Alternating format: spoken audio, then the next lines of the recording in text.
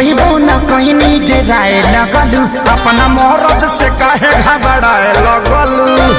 ए जा बोला ना कुछ कहबो न कहनी डेराए लगलू अपना मरद से काहे घबराए लगलू।